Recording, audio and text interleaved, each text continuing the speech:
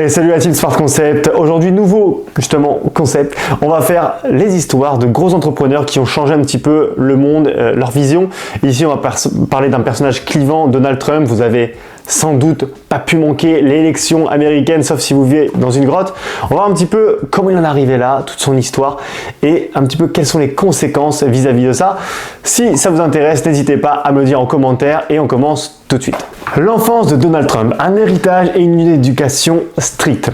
Donald John Trump est né le 14 juin 1946 dans le quartier de Queens à New York, fils de Fred Trump, un promoteur immobilier rigoureux, et de Mary-Ann MacLeod Trump, une immigrée écossaise connue pour sa générosité et son dévouement à la communauté.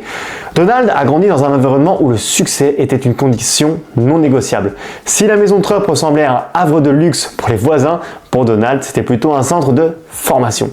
Fred Trump, son père, un homme qui, selon ses propres termes, pouvait intégrer 9 jours de travail en 7, avait l'ambition de faire de son fils un leader, pas juste un héritier. Dès son plus jeune âge, Donald a été emmené sur les chantiers de construction où il a appris les bases du métier et l'art de la négociation. Cependant, même avec tout ce bagage, le jeune Trump n'était pas facile à gérer. D'une énergie débordante et d'un tempérament agressif, il était connu pour provoquer l'autorité. Une anecdote célèbre raconte qu'il aurait frappé son professeur de musique au visage parce qu'il pensait que ce dernier ne savait rien à la musique. Alors oui, déjà à cet âge-là, Trump testait déjà les limites de la patience des adultes. Cette enfance marquée par l'exigence et la discipline imposée par son père a forgé en Donald une volonté de faire et une obsession de la victoire. Il se devait de gagner, et ce à tous les coups. Il devait le faire savoir à tout le monde. Pour Fred, élever un fils était plus qu'une simple tâche parentale, c'était une préparation pour devenir roi. L'académie militaire, la genèse d'un compétiteur acharné. Envoyé à l'académie militaire de New York à l'âge de 13 ans, Donald Trump allait découvrir ce que signifiait vraiment la discipline.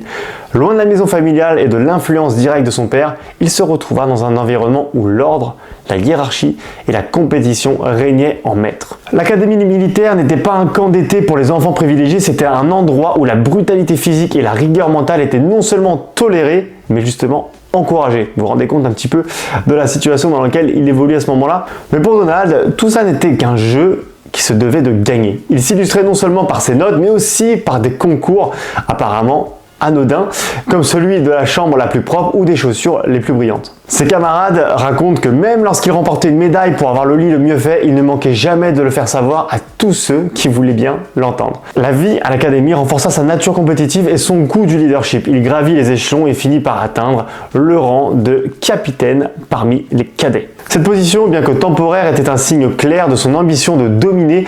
Même dans un cadre strict, il ne s'agissait plus seulement de suivre les règles, mais de les utiliser pour justement atteindre la gloire.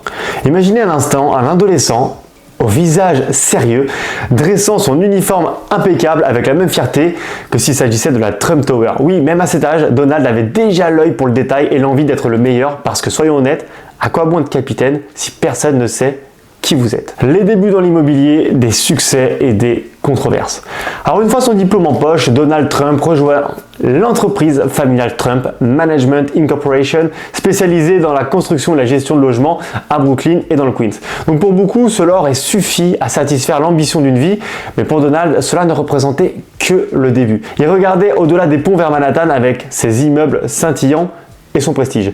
Les premiers pas sont audacieux. Dans les années 1970, il prit des commandes de ses premiers projets sous la supervision de son père, apprenant rapidement à manipuler les rouages complexes du monde immobilier. Mais c'est aussi à cette époque que les premiers ennuis surgirent. En 1973, Trump Management Corporation fut poursuivi par le ministère de la Justice pour discrimination raciale. Alors, des agents infiltrés avaient découvert que des candidats noirs se voyaient régulièrement refuser des logements, tandis que des locataires blancs se voyaient offrir les mêmes appartements. Alors plutôt que de courber l'échine et de régler l'affaire rapidement, Donald Trump, fidèle à son style combatif, répondit en poursuivant le ministère de la Justice pour, écoutez bien, 100 millions de dollars, affirmant que les accusations étaient infondées. Bien que ces contre-attaques aient été rejetées par le juge, elles démontraient déjà un trait distinctif de sa personnalité. Il préférait se battre jusqu'au bout plutôt que d'admettre un tort. Quand on lui demande d'ailleurs ce qu'il pense de l'échec, Trump répondait probablement « c'est quoi ça ? Je connais les plus grands mots, mais celui-là, jamais entendu parler ». Finalement, un accord fut trouvé, la famille Trump accepta de faire des modifications sans admettre de culpabilité. Donald put se vanter d'avoir réglé l'affaire sans faute, montrant ainsi sa capacité à transformer même les batailles judiciaires en triomphe personnel. Alors cette affaire, bien qu'inconfortable, incita Donald à se détourner des projets résidentiels de son père et à explorer un nouveau terrain de jeu, Manhattan. Là, il allait poser la première pierre de son empire et redéfinir le paysage immobilier de la ville. La transition vers Manhattan, marbre rose et glamour. Dans les années 1970, le jeune Donald Trump commence à se détourner des projets résidentiels de Brooklyn et du Queens pour se concentrer vers Manhattan, l'épicentre du pouvoir, du prestige et du luxe. Pour lui, cette île n'était pas seulement un quartier, c'était la scène où il allait écrire sa légende. Le grand saut. En 1978, Trump décroche son premier gros contrat à Manhattan avec la rénovation qui l'a rendu célèbre de l'hôtel Commodore, un bâtiment délabré proche de la gare Grand Central. Grâce à des négociations habiles avec la mairie de New York, il obtient d'énormes réductions fiscales pour financer le projet. L'hôtel Commodore renaît sous le nom de Grand Hyatt New York, marqué par des façades de verre et un intérieur somptueux qui attire justement l'attention des médias et de l'élite de la ville. Alors lorsqu'on lui a demandé pourquoi il avait choisi un design aussi tape à l'œil, un peu même qu'on pourrait qualifier kitsch, Trump a répondu quelque chose comme « Le marbre rose et le doré, c'est sobre, non ? Disons que ça attire l'œil, tout comme moi ». Sa confiance en soi et son goût pour le spectaculaire n'étaient pas des exagérations, mais le reflet de sa vision du succès, être vu et être admiré. Et c'est là où on commence à voir la naissance d'une icône. Avec le succès du Grand Hyatt, Trump n'avait plus qu'une idée en tête, construire un gratte-ciel qui incarnerait son image. C'est ainsi qu'en 1983, la fameuse Trump Tower s'élève sur la 5e avenue, symbole de l'opulence avec ses 58 étages, 68 selon Trump, et son atrium de marbre rose. Ce bâtiment devint rapidement un lieu de passage pour les célébrités et les hommes d'affaires, et bien sûr un sanctuaire personnel pour Donald. Lui qui s'installa dans un penthouse de 3 étages, ressemblant à un château européen matinée de Las Vegas. Mais la Trump Tower n'était que le début. Pour maintenir sa place au sommet, Donald Trump allait devoir naviguer dans l'univers impitoyable des affaires et des médias new-yorkais, où le moindre faux pas pouvait vous transformer en une simple note en bas de page. Et pour cela, il avait besoin de maîtriser un outil plus puissant que le béton, l'attention publique. L'ère des tabloïds, construire un empire de réputation. Dans les années 1980, New York est une ville où les tabloïds règnent en maître. C'est à cette époque que Donald Trump, déjà riche et célèbre, découvre qu'une bonne image vaut parfois plus que des millions. Être sur la couverture du New York Post ou du Daily News n'est pas seulement un signe de prestige, c'est un moyen de contrôler la narration et de construire sa légende. Sa stratégie médiatique, Trump apprend rapidement à manipuler les médias pour rester en tête d'affiche. C'est vraiment son obsession. Il comprend que peu importe la teneur des articles, qu'ils soient positifs ou négatifs, tant qu'il est au centre de l'attention, il n'y a pas de mauvaise publicité. Ça, il le pense vraiment. Ses apparitions publiques, ses mariages fastueux, même ses divorces alimentaient les colonnes des journaux. D'ailleurs, à plusieurs reprises, Trump aurait utilisé de faux noms comme John Barron pour appeler des journalistes et leur donner des informations flatteuses sur lui-même. Imaginez la scène, un journaliste décroche le téléphone et entend « Bonjour, ici John Barron, je voudrais juste vous dire que Donald Trump vient de conclure un accord phénoménal. » Subtilité, pas exactement, mais ça marchait. Et il l'a fait plein de fois. Alors on pourrait dire que Trump maîtrisait l'art de la double casquette, promoteur immobilier le jour, son propre attaché de presse la nuit. Les tabloïds, son camp d'entraînement, cette capacité à occuper la scène médiatique lui permit de cultiver une image de playboy milliardaire entouré de mannequins et de stars de cinéma. Cette notoriété construite sur des articles et des rumeurs alimentées par lui-même lui permit de naviguer avec habileté dans les cercles influents de New York. Plus il était controversé, plus il gagnait en visibilité. Cette image de marque parfaitement maîtrisée, où réalité et fiction se confondaient, allait permettre à Trump de lancer des projets toujours plus audacieux, toujours plus grands et même parfois insolites. Et la question restait, jusqu'où pouvait-il aller avant que le château de cartes ne commence à vaciller? Les années d'expansion, marques, casinos et projets audacieux. Fort de sa notoriété, Trump se lance dans des projets encore plus ambitieux. Son nom commence à apparaître surtout et partout, des gratte-ciel au casino d'Atlantic City, en passant par des compagnies aériennes et même un jeu de société. C'est l'époque où le nom de Trump devient synonyme de succès, de luxe et d'excès. L'expansion à Atlantic City. Trump investit massivement dans l'industrie des casinos et inaugure le Trump Taj Mahal, surnommé la 8e merveille du monde, un projet démesuré qui symbolisait tout ce que Trump représentait, du marbre, de l'or et une ambition sans limite. Mais derrière cette façade luxueuse se cachaient des dettes colossales et une gestion financière plutôt risquée. Quand on lui demandait si le coût extravagant du Taj Mahal était justifié, Trump répondait souvent « Pourquoi se contenter d'un château quand on peut avoir un palais ?» Et si le palais tombe, au moins, il tombe en beauté. Et on va voir également une diversification extrême, parce qu'en plus des casinos, Trump se diversifie avec la Trump Shuttle, une compagnie aérienne luxueuse et même une marque de vodka, bien qu'ils ne boivent pas d'alcool. Il lance des concours de beauté, des magazines, des universités, bref, tout ce qui pouvait porter son nom était transformé en or, ou du moins en apparence. Car cependant, lorsque les années 90 arrivent et que l'économie se dégrade, la question n'est plus de savoir combien de produits peuvent porter le nom de Trump, mais combien peuvent survivre à la tempête qui s'annonce. La chute et la résilience. Surmonter les faillites. Les années 90 marquent un tournant difficile pour Donald Trump alors que la récession frappe l'économie américaine. Les projets ambitieux qui avaient autrefois fait sa renommée deviennent des poids lourds. Ces casinos d'Atlantic City, en particulier le Trump Taj Mahal, commencent à accumuler des dettes astronomique.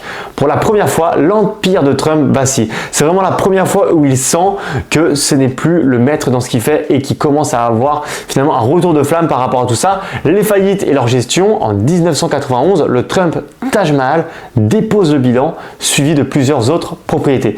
L'image de Donald Trump, autrefois synonyme de richesse et de succès, est ébranlée. Mais fidèle à lui-même, il refuse de voir ça comme un échec. C'est une restructuration, pas une faillite, dit-il, tournant une fois de plus la réalité à son avantage. Donc on voit ici qu'il perd pas le nord à chaque fois. Il veut montrer que c'est le boss, que c'est lui qui maîtrise la situation. Et justement, une anecdote dit que quand il plaisantait sur ses déboires financiers, Trump aimait dire « Vous voyez ce sans-abri là ? Bah, il a plus de valeur nette que moi aujourd'hui. » Même au bord du gouffre, son sens de l'humour et sa capacité à minimiser la situation faisaient partie de son charme et de sa stratégie de survie. Alors malgré les revers, Trump réussit à renégocier ses dettes avec les banques, ses actifs sont restructurés et bien que son empire soit diminué, il conserve suffisamment de capital et de crédibilité pour rebondir. Cette période marque la naissance du mythe de l'homme qui peut tout surmonter. Pour lui, l'important c'est pas seulement de survivre, c'est de sortir de l'épreuve en racontant qu'il avait gagné d'une manière ou d'une autre. Période difficile aurait pu marquer la fin de sa carrière, mais elle devient au contraire le prélude à l'une de ses plus grandes réussites médiatiques, l'arrivée de la télé-réalité qui allait transformer sa vie et sa réputation d'une manière que personne n'aurait pu prédire. The Apprentice, la renaissance d'une icône. En 2004, Donald Trump devient l'animateur de The Apprentice, une émission de télé-réalité où des candidats s'affrontent pour décrocher un poste dans l'une de ses entreprises. Cette émission, ça va être un carton, elle attire des millions de téléspectateurs, elle devient un succès phénoménal et elle redonne un coup de fouet à la carrière de Trump. Alors le pouvoir de la télévision, c'est que pour beaucoup d'Américains, Trump n'est plus seulement le mania de l'immobilier, aux cheveux blonds, au costume coûteux, il est désormais le patron impitoyable qui prononce la phrase culte « You're fired », vous êtes viré. Cette phrase simple mais efficace devient un mantra pour les téléspectateurs, symbolisant le pouvoir et la capacité de décision de Donald Trump. Une anecdote marquante, lors de sa première saison, Trump, toujours attentif aux détails, exigeait que chaque prise soit parfaite et que l'accent soit mis sur son rôle de mentor autoritaire. Un producteur se souvient qu'il disait souvent « Rendez ça plus grand, c'est The Apprentice, pas la kermesse de l'école ». Donc à cette époque, Trump aimait se vanter en disant « Je suis l'homme le plus reconnu de New York, peut-être même du monde. Et si vous ne me croyez pas, demandez à The Apprentice ». Cette exposition constante à la télévision fait de lui un nom familier dans les foyers américains, il le voit tout le temps à la télé et ça contribue à relancer son empire économique grâce aux contrats de licence et aux accords de parrainage. Mais ce regain de popularité et l'image de leader implacable allait pousser Trump vers une nouvelle ambition, une ambition qui caressait depuis des années, la fameuse présidence des États-Unis. L'entrée en politique de la télé-réalité à la Maison-Blanche. En 2015, après des années à jouer avec l'idée de se lancer en politique, Donald Trump annonce officiellement sa candidature, c'est fou, et pourtant il est officiellement candidat à la présidence des États-Unis. Descendant l'escalator de la Trump Tower sous les applaudissements, il prononce un discours qui allait marquer le début d'une campagne unique dans l'histoire américaine. Je suis officiellement candidat à la présidence des États-Unis et nous allons rendre à notre pays sa grandeur. Un style atypique, contrairement aux politiciens traditionnels, Trump impose et adopte un style direct, sans filtre, qui séduit une large partie de la population américaine. Sa promesse de construire un mur à la frontière mexicaine et de le mettre fin aux accords commerciaux jugés défavorables frappe un nerf sensible chez beaucoup d'électeurs. Certains le voient comme un outsider capable de secouer Washington, tandis que d'autres le perçoivent comme une menace pour la démocratie. Une petite anecdote de sa campagne, lors de ces rassemblements, Trump n'hésite pas à utiliser un langage provocateur. Vous le savez très bien, c'est un signe distinctif justement de ces rassemblements. Un jour, lors d'un discours en l'Iowa, il déclare « Je pourrais tirer sur quelqu'un sur la 5e avenue et je ne perdrai pas de soutien ». Alors cette remarque choque et amuse à la fois, démontrant l'incroyable loyauté de sa base électorale. On pourrait dire que la campagne de Trump était un épisode prolongé de The Apprentice, mais cette fois, le prix à gagner, c'était la Maison-Blanche. À la fin de cette course, malgré des prédictions qu'il donnait perdant, Trump triomphe et devient finalement le 45e président des États-Unis. C'est complètement fou, le monde se retourne et pourtant, c'est bien le cas. Mais diriger la Maison-Blanche allait s'avérer bien plus complexe que de diriger un empire immobilier ou une émission de télévision. Les 4 années qui suivirent furent marquées par des réformes, des scandales et des controverses qui allaient redéfinir la place de Trump dans l'histoire américaine. Les controverses et l'impact durable. Un président polarisant. L'ère Trump à la Maison-Blanche est marquée par des réformes audacieuses, des décisions controversées et un style de leadership inédit. Dès le début, Trump signe des décrets présidentiels qui secouent la nation et le monde. Il retire les États-Unis de l'accord de Paris sur le climat, impose des restrictions d'immigration sévères et renégocie des accords commerciaux tels que l'ALENA. Bref, beaucoup de controverses, beaucoup de mesures faites tout de suite. Les succès revendiqués, ses partisans pointent du doigt une économie florissante, des baisses d'impôts et une politique étrangère musclée. Trump lui-même déclara lors d'une conférence de presse « Personne n'a fait autant en si peu de temps que moi, à part peut-être Abraham Lincoln ». Au niveau des scandales, sa présidence est également marquée par des scandales constants, des tweets polémiques, des tensions avec les médias qu'il qualifie de fake news. Ses détracteurs, eux, l'accusent d'avoir attisé les divisions raciales et politiques du pays, culminant avec les événements du Capitole en janvier 2021. Donc à ce moment-là, Donald Trump perd les élections. Donald Trump n'est peut-être plus à la Maison-Blanche, mais il reste Donald Trump. Il reste l'un des anciens présidents les plus influents et polarisants de l'histoire américaine. Et comme il aime le dire, vous pensez que j'étais parti ? Détrompez-vous. Le retour de Trump, la réélection et son impact mondial. En 2021, Donald Trump n'a jamais réellement quitté la scène politique. Même s'il s'est fait battre, il est resté omniprésent dans les médias. Il a continué de tenir des rassemblements et à consolider son influence sur le Parti républicain. Pour beaucoup, il n'était qu'une question de temps avant qu'il ne tente de reconquérir la présidence. Et c'est exactement ce qu'il a fait en 2024, appuyé notamment par Elon Musk. Contre toute attente et malgré des controverses, Trump est réélu, marquant le début d'un second mandat qui allait bouleverser la scène politique nationale et internationale. Le retour en force, cette campagne de réélection a été aussi spectaculaire que la première. Armé de son style direct et sans filtre, Trump a su mobiliser sa base avec des promesses de finir ce qu'il avait commencé et de rendre à nouveau l'Amérique plus forte et respectée. Lors de ces rassemblements, il déclare « Ils ont essayé de m'arrêter, vous êtes la preuve que rien ne peut nous arrêter ». Alors ses partisans, fidèles et bruyants, voient en lui l'homme qui défie le système et qui redonne la voix aux oubliés. Petite anecdote électorale, lors d'un débat justement électoral, alors que ses opposants l'accusaient de diviser le pays, Trump a répliqué avec l'une de ses phrases marquantes « Je ne divise pas l'Amérique, je la secoue et parfois elle en a besoin ». Alors cette phrase a été reprise en boucle par les médias, une preuve supplémentaire de sa capacité à s'approprier le récit et à dicter l'agenda médiatique. L'impact sur le monde. La réélection de Trump a des répercussions mondiales immédiates. Sur le plan intérieur, ses politiques protectionnistes et son programme America First reprennent de plus belle. Sur la scène internationale, il renforce sa position ferme face à des puissances comme la Chine et la Russie, tout en réévaluant les alliances traditionnelles des États-Unis. L'Europe, notamment, est divisée entre ceux qui cherchent à s'adapter à la nouvelle ère Trump et ceux qui redoutent ses décisions. Parce que oui, on le sait, le personnage et ses réformes sont imprévisibles et cela fait peur. Pendant sa campagne, des mèmes et des blagues ont circulé comparant sa montée en puissance à celle d'un phénix renaissant de ses cendres. Trump, jamais à court d'humour, tweet « Ils ont pensé que c'était fini, mauvaise nouvelle, je suis de retour, plus grand et plus doré que jamais ». Un second mandat donc polarisant, vous l'aurez compris, sa réélection divise encore plus le pays tandis que ses partisans célèbrent son retour triomphal.